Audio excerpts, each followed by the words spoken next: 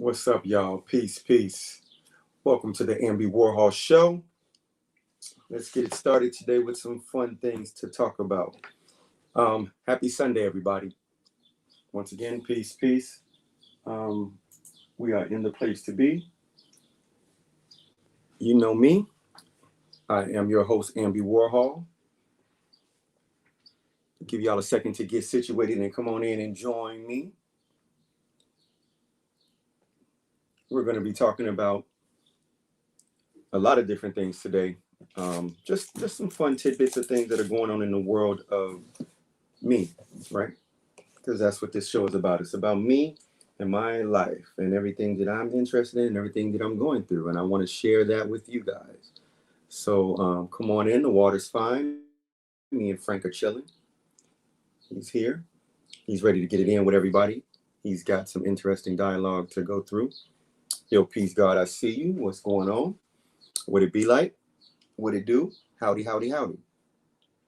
Yeah, great little week that we just had here in Chicago. So many things going on. The weather's nice. The world is open. People are being civil. You know what I'm saying? Things are good. But yes, welcome again to Amby Warhol Show. Today's episode of the Amby Warhol Show is brought to you by. Sean's not gonna like this. Coach Easter's not trying to hear it, but it's brought to you by DC. Believe it or not, because I received in the mail from the DC chess collection. Check it out. What's good, everybody? So I got the DC collection, chess collection, my first figurine, which is the king on the chessboard. It is Batman himself. For those who can't see that, we'll give everybody a chance to really get a look at the Batman doing what he does best, which is stand on gargoyles, irritating them because he doesn't wash his boots. But yeah, so this is the king chess piece. This is going to be the king chess piece in the board, and we can get a good look at this as I open it and let y'all get a better look at Batman doing his thing. So yeah, you can see the king logo right there on the front. This Batman outfit is interesting.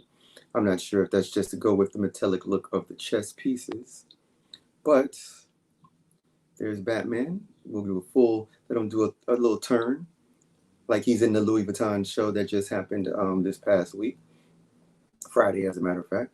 But yeah, there's Batman doing the Batman thing. He's like, "What's up, Frank?"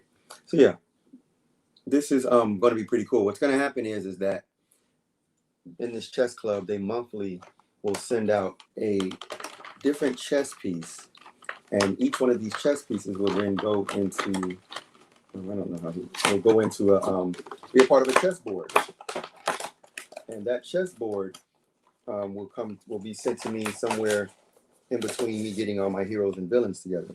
So again, as you can see, the DC chessboard collection, and it's a monthly program where they send out all of these different characters. Watch out, Frank, get out of the way.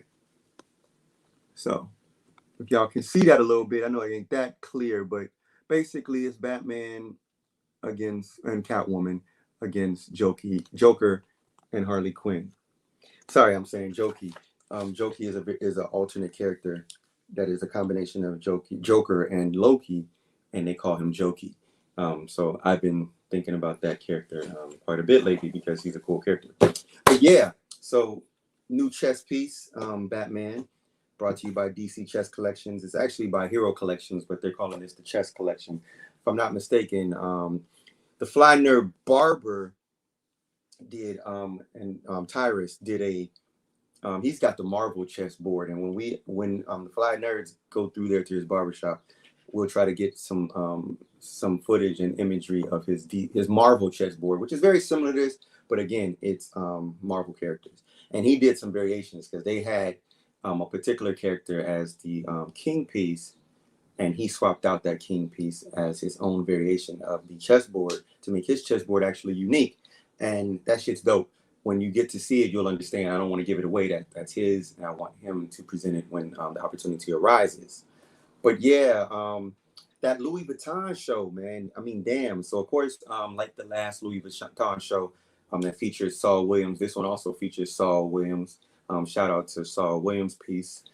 But last one had Saul Williams, particularly in Most Def. This one's Saul Williams, and the breakout MC was Jizza from Wu-Tang. And you know, Jizza is sitting there doing his thing, speaking of chess, playing chess, as he's spitting bars. It was the show itself, the presentation was pretty dope.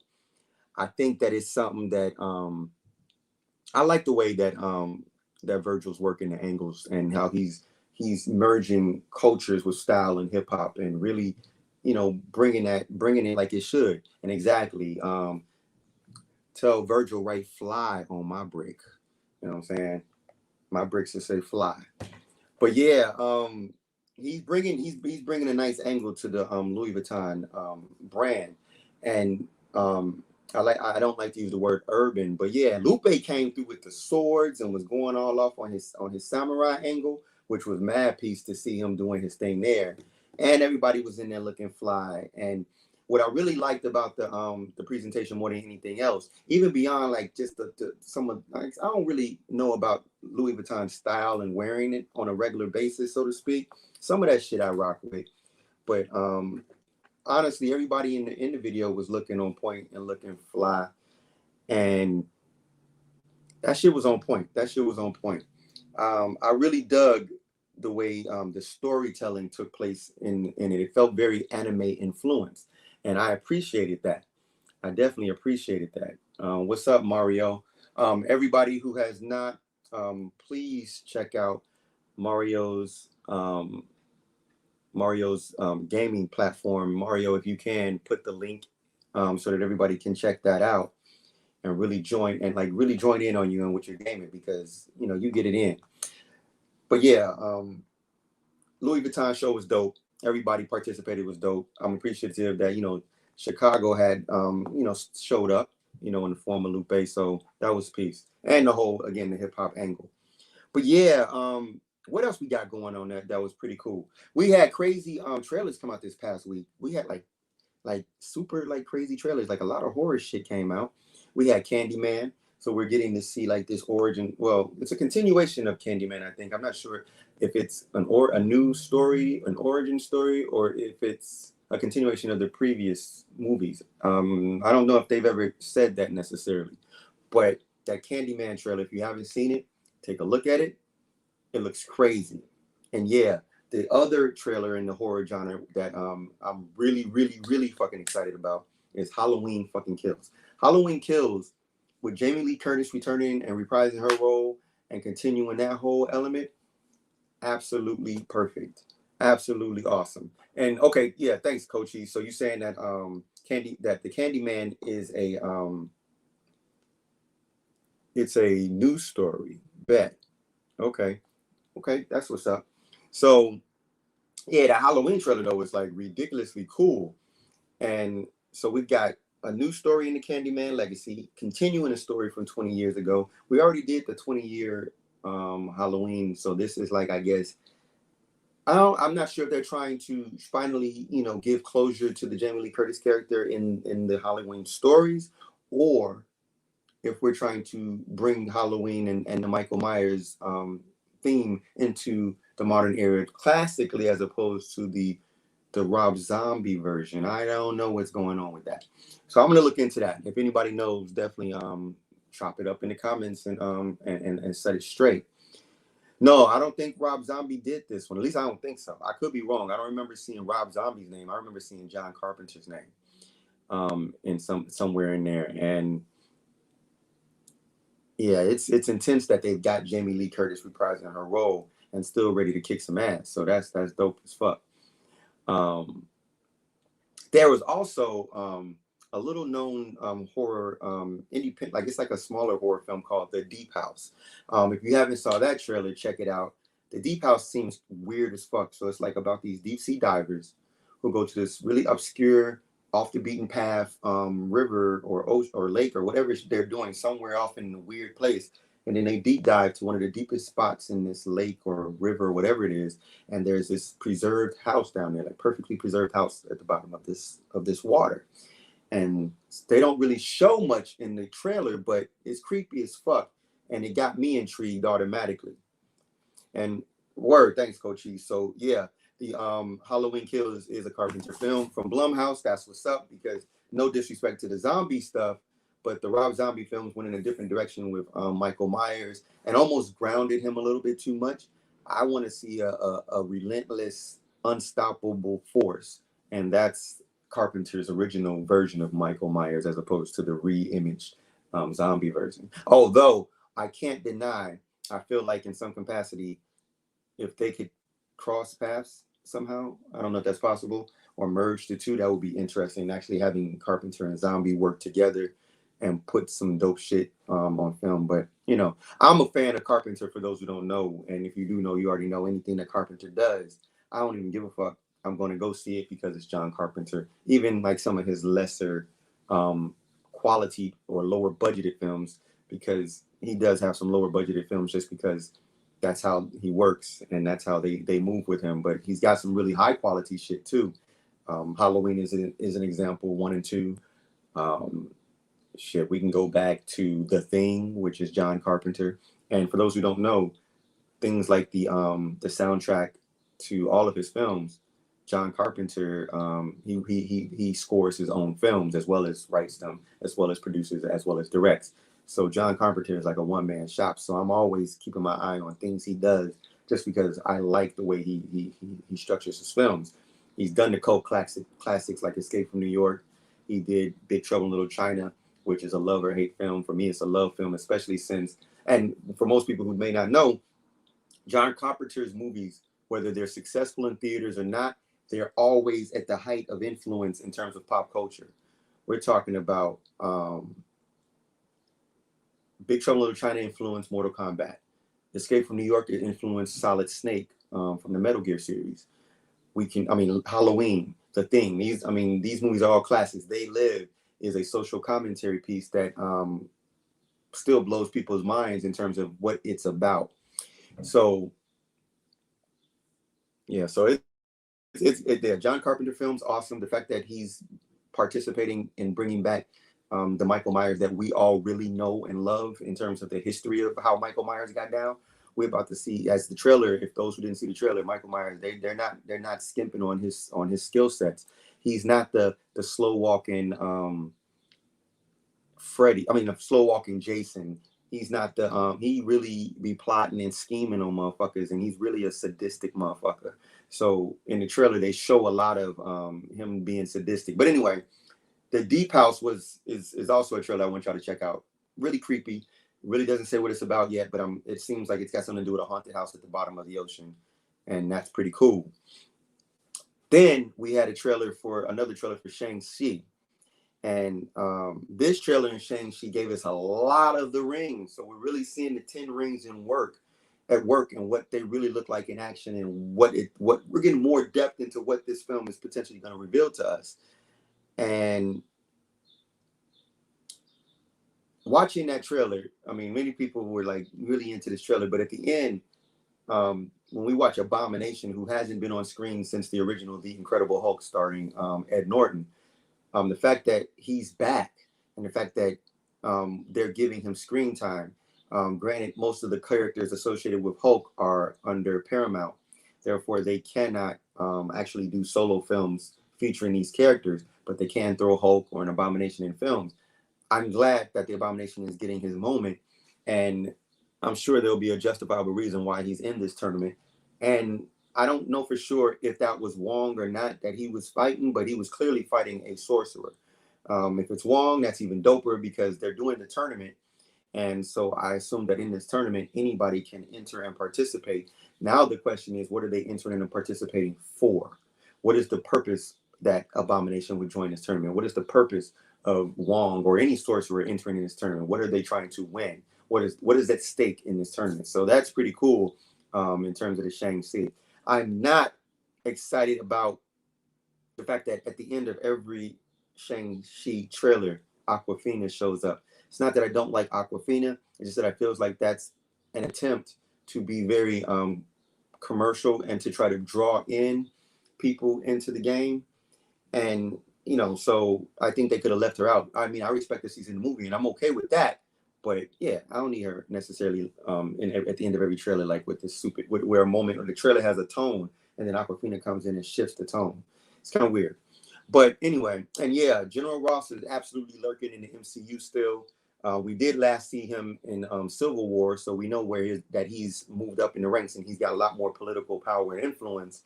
But also, we know Ross always working angles with his teams and the Thunderbolts and all these different variations of how he wants to gain control of superpowered beings in the Marvel universe.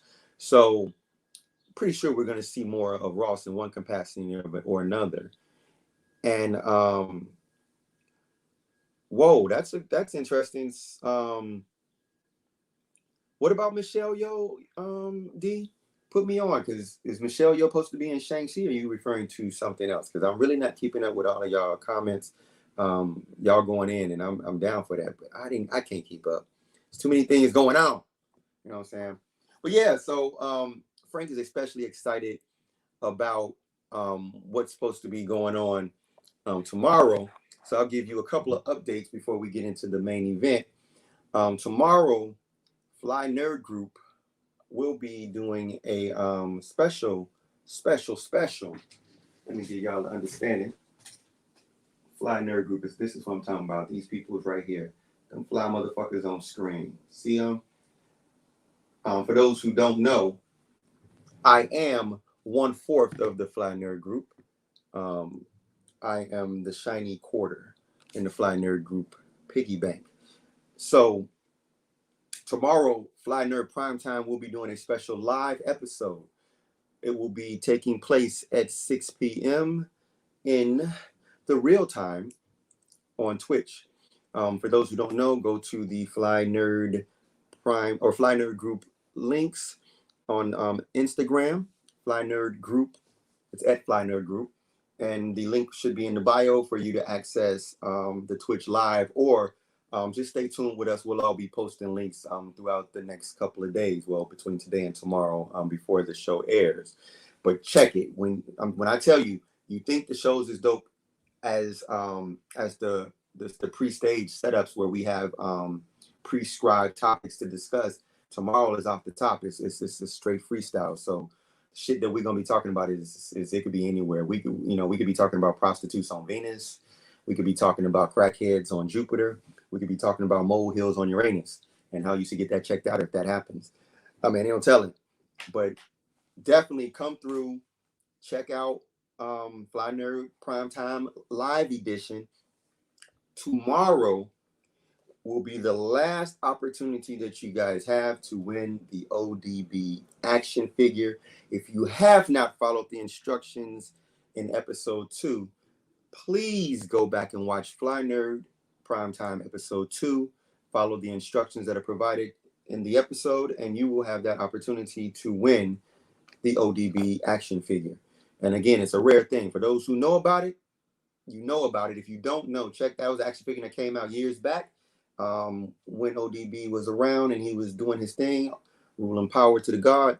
But yeah, the action figure is dope. So for those who are collectors or those who just like to have cool shit that they can get people talking about when when they come through and visit them, that's the piece to have. So tomorrow will be the last day. I will be reviewing the instructions for those who don't really understand. Tomorrow, during the live, I will give you the instructions again. I will say exactly what you're supposed to do and how you can win. And then after that, the window closes, and then we'll be on to the next month's opportunity, the July giveaway.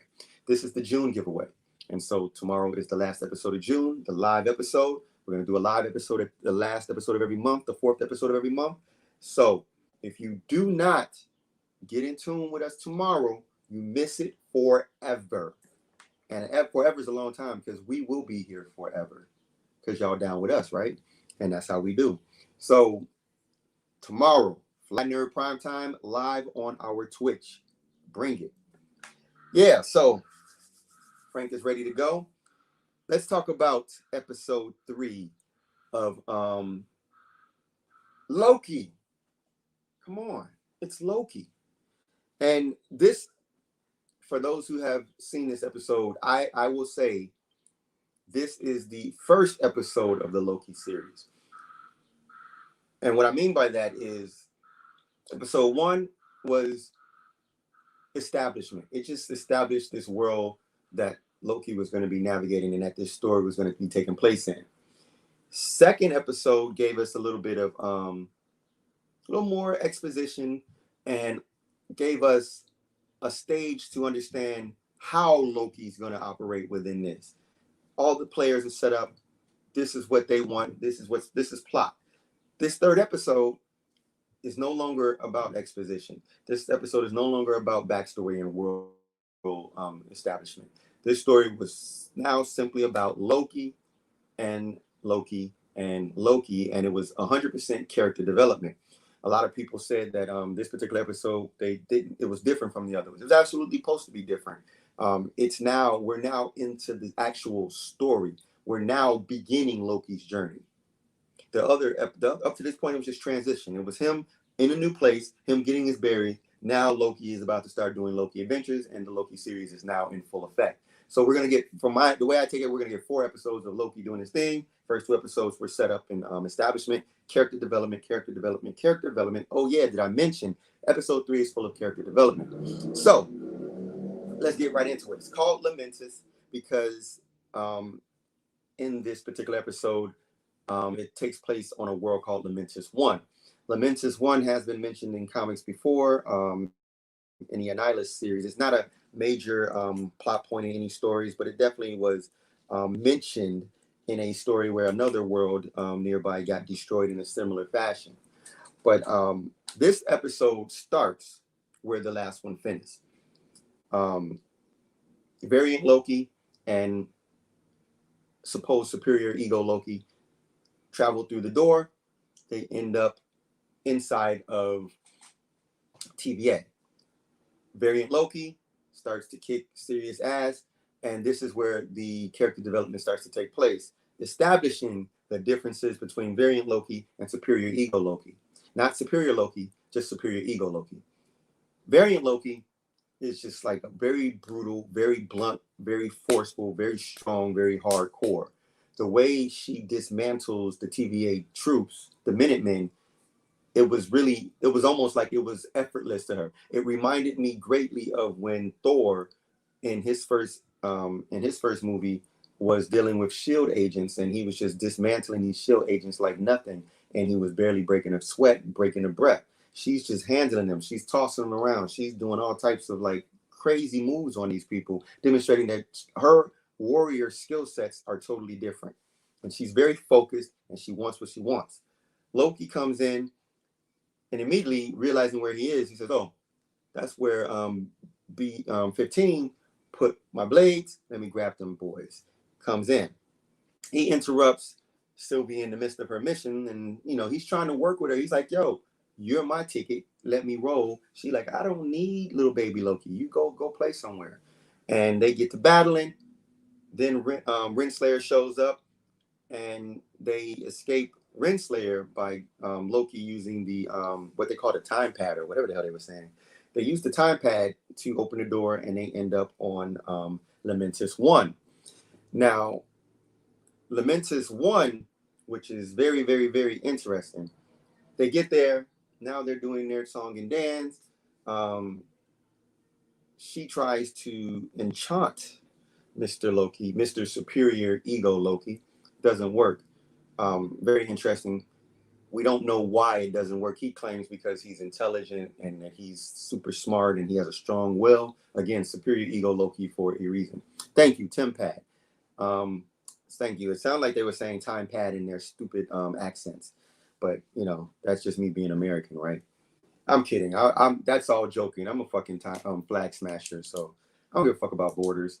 I just didn't understand that they were saying time pad or Tempad. It makes sense to say Tempad because they're talking about temporal fluctuations. So Tempad, thank you.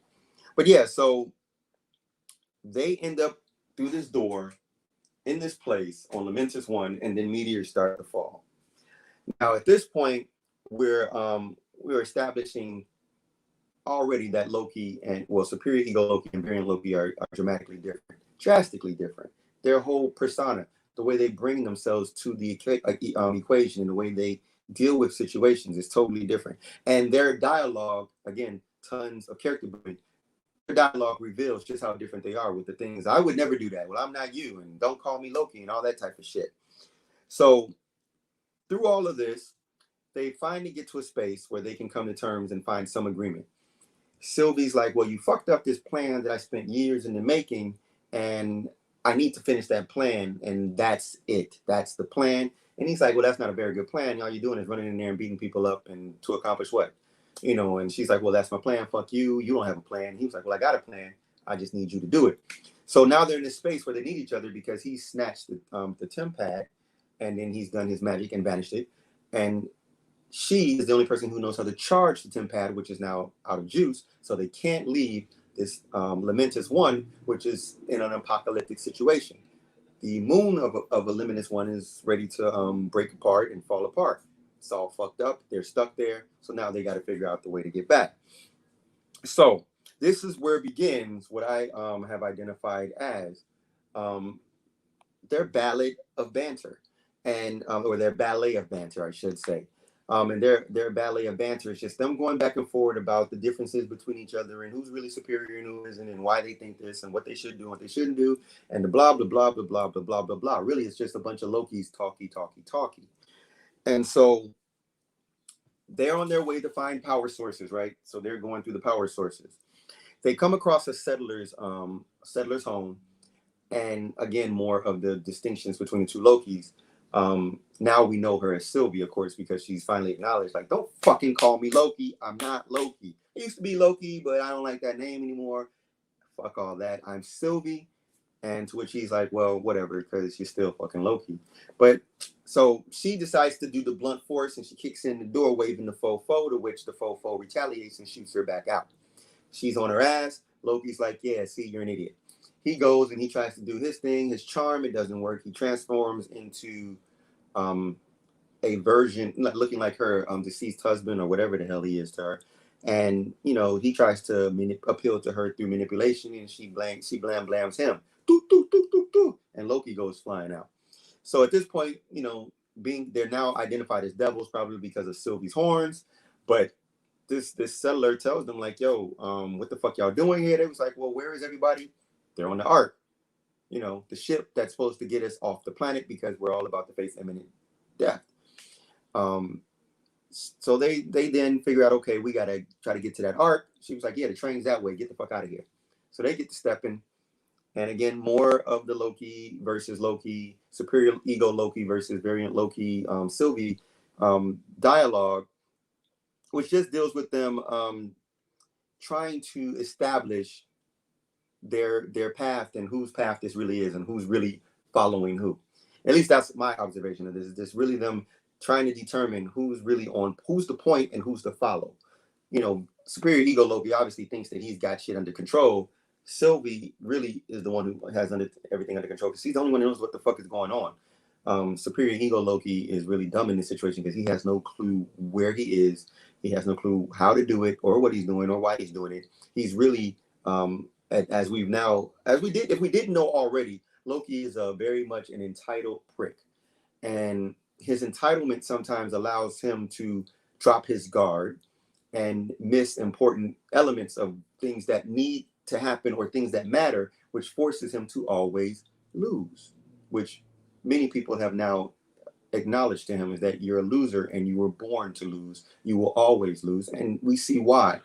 When they finally get to this train, the idea is he decides to become a guard and take her in, and he puts on this ridiculously hilarious voice, and the voice is, I'm taking her to limit, blah, blah, blah. And he's like, it's like really funny if you really pay attention to all the nuances of when he transforms into or puts on the soldier garments.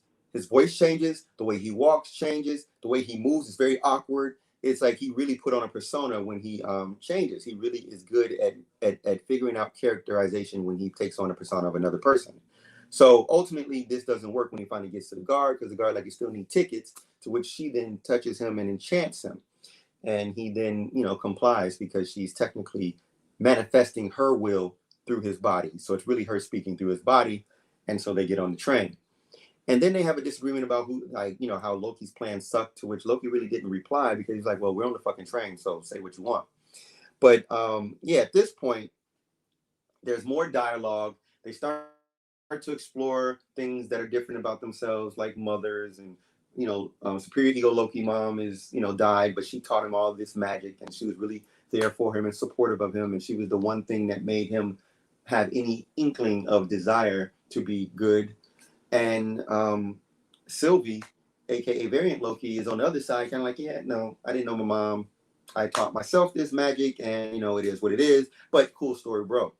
So they're now sitting here on this train, and then they end up in a conversation about love. And they're being jerks to each other, because it seems that no matter what universe they come from, whatever timeline, Loki is always a smart ass. And so the smart assisms are hurled back and forth, like, without limitations. And yeah, I agree. Like, Tom Hiddleston is a serious actor. Like, he really has the ability to embody a scene and carry whatever he wants into our imagination. And we believe whatever the fuck he's doing, even when there's nothing really going on. It's still like he just has a presence on screen. But yeah, so after they have their little love conversation where they disagree about the values of love, and they admit, they both admit that they're very fluid in their love and sexual interest. About Loki saying that he had a little bit of both, a prince and a princess that was a potential partner, but which was expected, because Loki is Loki, and who wouldn't expect Loki to actually be a combination of Doctor Who and Jack Harkness? Brilliant. It's expected, and it's a dope. So now we're at a space where Sylvie takes a nap. Loki decides to lament about nursery rhymes or fairy tales or love songs or whatever the hell he was singing from Asgard. And so when Sylvie wakes up, she's looking at this and she's like, what in the entire, right? And he's literally going on and on with this song. And what I like about this is that, again, we're seeing Loki doing what he does, which is ruin opportunities, because he can't control himself, and he thinks that he can do whatever he wants at all times, and there are no consequences. He really thinks that he's there. So Loki's over here. She's like, what the fuck are you doing? These people are looking at you strange, because you're acting an ass, and you're being very ostentatious, and you're being very pompous. And he's like, what do you mean? Nobody cares. The world's ending. Let's just do what we do. And she's like, no, you're drunk. And he's like, no, I'm full. I'm very full. Then the guards come back, because dude went tricked, because he was like, yeah, that guard is no longer a guard. He's now this other guy that's saying this other shit in another language, and we don't know what the fuck's going on. So the guards come back. They proceed to ass kick again for a minute. Loki, as usual, because he's full, he drops his guard, to which he gets tossed off the train. Following again in that Indiana Jones in the Last Crusade Zephyr scene, which we saw in the beginning, the first Loki episode, now continuing in this episode, where ticket, person gets in trouble, the other person reacts, I got the ticket. This time he doesn't have the ticket, so he gets tossed off the train.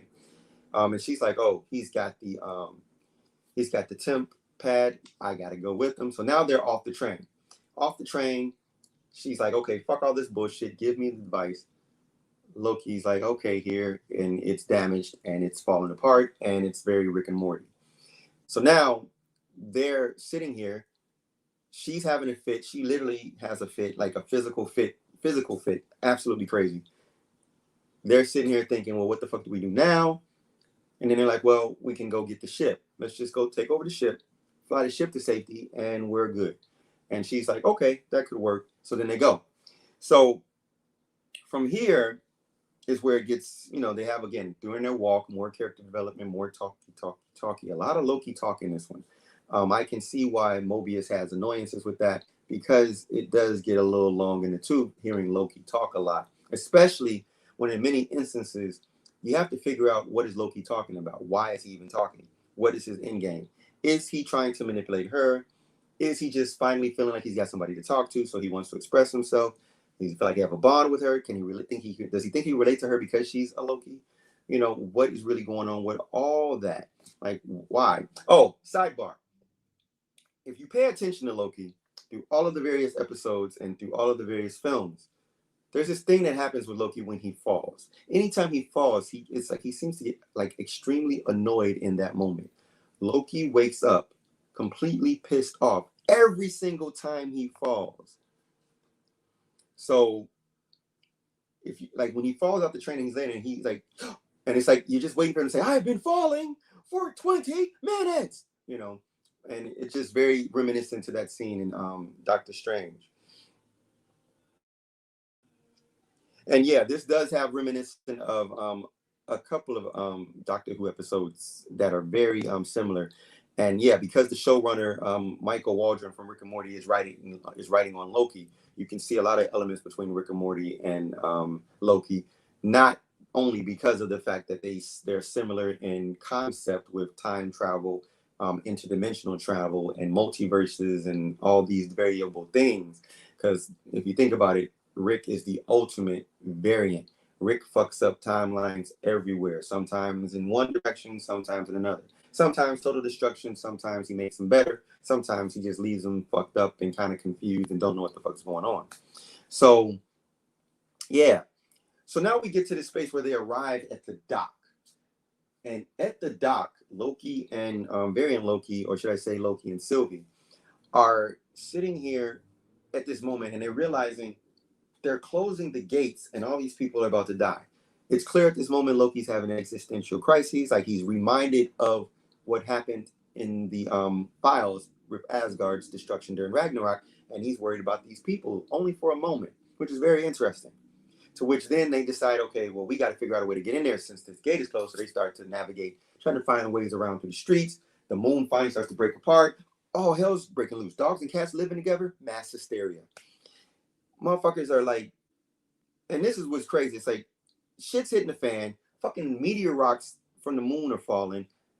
Everybody's everywhere. Chaos is happening, and these fucking Minutemen, or not even the Minutemen, but these soldiers from this planet, are still trying to get the Lokis.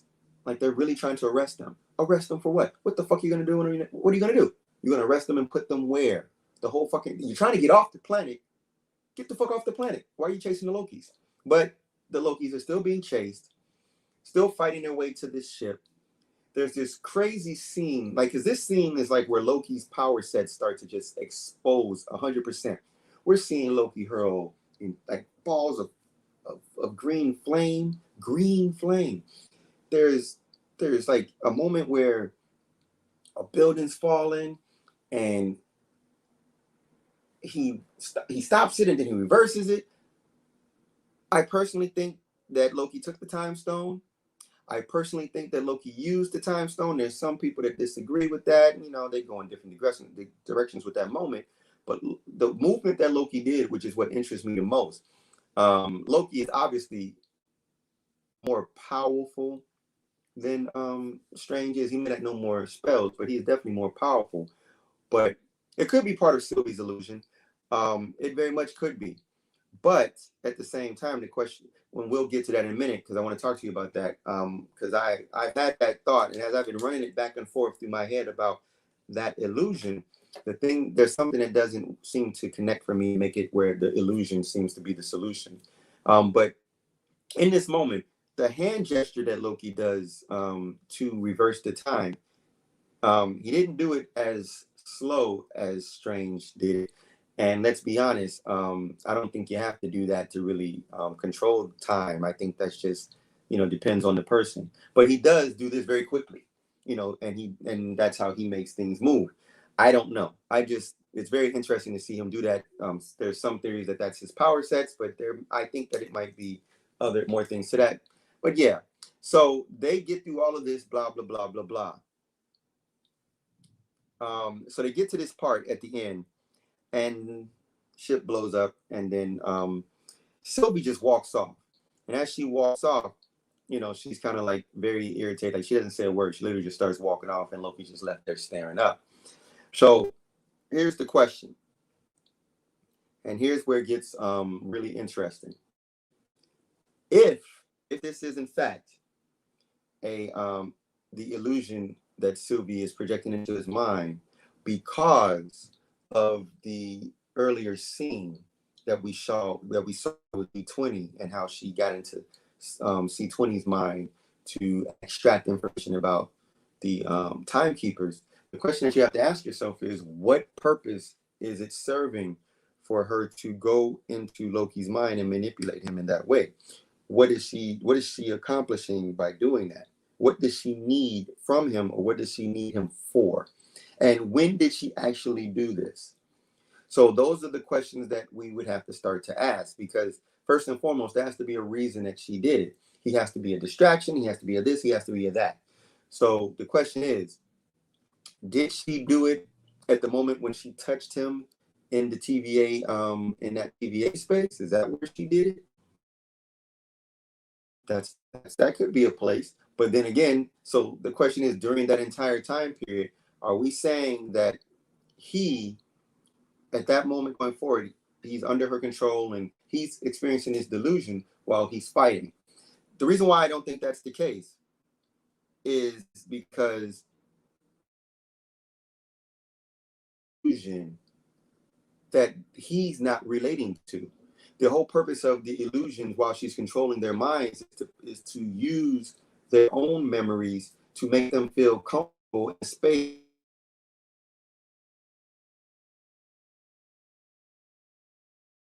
Life. She could have gave him a memory of his mom. She could have gave him a memory with his brother. She could have gave him a memory of maybe being on the throne on Earth. She could have gave him any of his own memories that are familiar to him that space. But instead, she gave him the most stressful and life and death sense to me. So I'm not really feeling the whole it was an illusion, because it doesn't fit the MO of how her illusions work and how her enchantment works. I don't see a connection between the enchantment and his attention. Why the fuck would she care? Like, she doesn't need him. It's already been demonstrated that she's actually tougher than him. She's proven that she's a better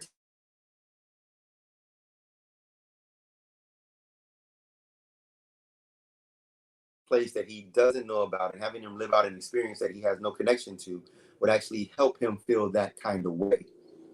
I don't really see that happening. It's a little bit of a stretch for me. So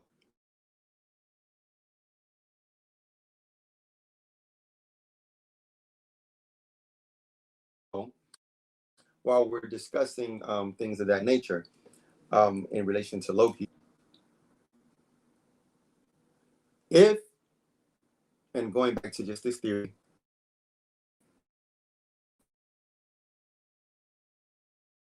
could have did many chance at before that. It's just a thing of what value does he bring to her that she would need to do that? We know why she did it to C20. We know why she did it to the people inside of the warehouse. But Loki there's no benefit for her to be trying. What is she trying to extract from Loki's memories? That's what we would have to ask. And also, I don't think it matters. But yeah, but the theory, the prevailing theory that I do think is something that needs to be discussed also is time reversal just a Loki skill set, or is time reversal actually something that would be done only with a time stone? And does Loki have to do the same time thing with the time wrist things and all that stuff that they show whenever someone uses the time stone? Or would Loki, with his superior skill sets, be able to do that just as quickly? Because we didn't see his hands, we didn't see him do this in crossover. We just saw him from behind move his hands in that that X way. So I think that is also an interesting angle to be discussed. And like, I've been holding that he had the time stone since he touched the time stone, because I know once he picks things up, he doesn't put them down. He has sticky fingers. He is literally a part of Onyx. So Yeah, that's everything for that. So reminder, while I'm talking about these things,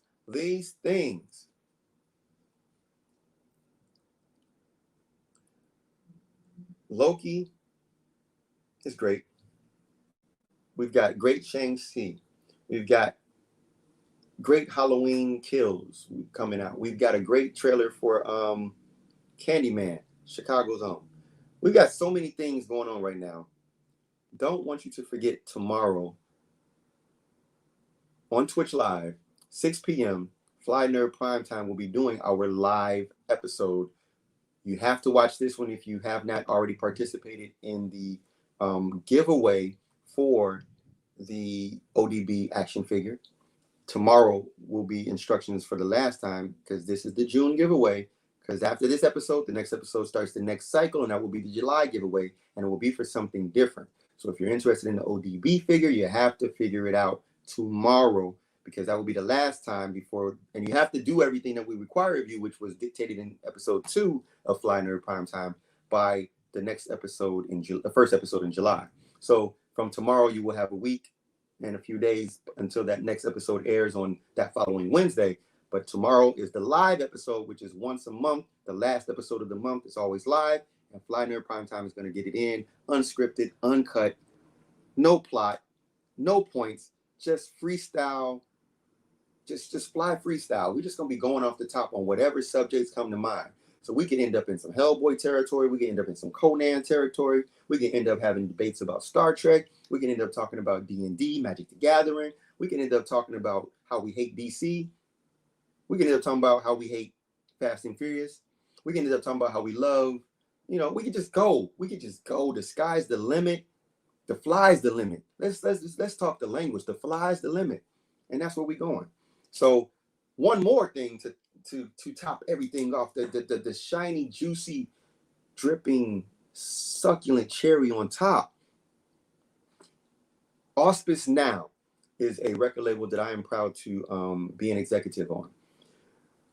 On Friday, we released our first compilation album consisting of the likes of Ben Lamar Gay, Angela Bat Dawid, Monque Ngozi, Jovi One Kenobi.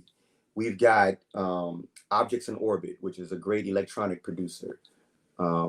We've got Absurd, who's another electronic producer. We've got so many dope musicians and artists on this compilation. I need all of you to do me a favor. Go to Bandcamp. Go to Auspice Now. Auspice, AUSPICE NOW now, and look up our compilation called Praline Soul Searching. That's 3 words: praline, like the nut, PRALINE, soul, SOUL, searching, SEARCHING. Praline Soul Searching is a great compilation that we've just released. Do us a favor, follow us on Bandcamp. That's our label site. Please purchase the album, share the album, enjoy the album because it really is a good body of work, and it contains a lot of diverse sounds from a lot of different corners of the musical stream. The spectrum is all over the place in terms of intensity and emotion, and it evokes a lot of inspiration from the title, Praline Soul Searching. So again, go to Bandcamp, look up our label, Auspice Now, or the album name, Praline Soul Searching by Auspice Now, featuring these great artists. Purchase that album and stay in tune with us on that. So with that being said, that concludes today's first part of the Amby Warhol Show. I am your host, Amby Warhol. We're now moving into that awesome segment that Frank loves and loathes at the same time, where we bring in the fly nerds and all of the Amby Warholics.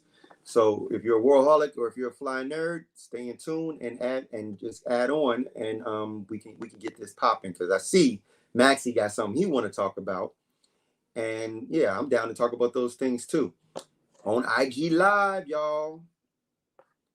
So who wants to get on? Who wants to get on? Let's see if I can invite anybody on this bad boy. what's this? Oh, one more thing while I'm thinking about it. Please, please, please, please, please check out, it's posted at the bottom, my homie Simply Spiritus. He's on Twitch. He is a gamer and he gets it in with a lot of diverse games. He's awesome. Primarily, he does World of Warcraft though, and he also digs into a lot of other goodies that are great. But he's fun to watch. Definitely watch him. Follow his Twitch. The more followers he has, the better it is for him and everybody that watches him, because that grants him more opportunities to continue to do his show. So yeah, once again, he's down with us. I'm down with him. Follow him, and yeah, thank you guys again for participating.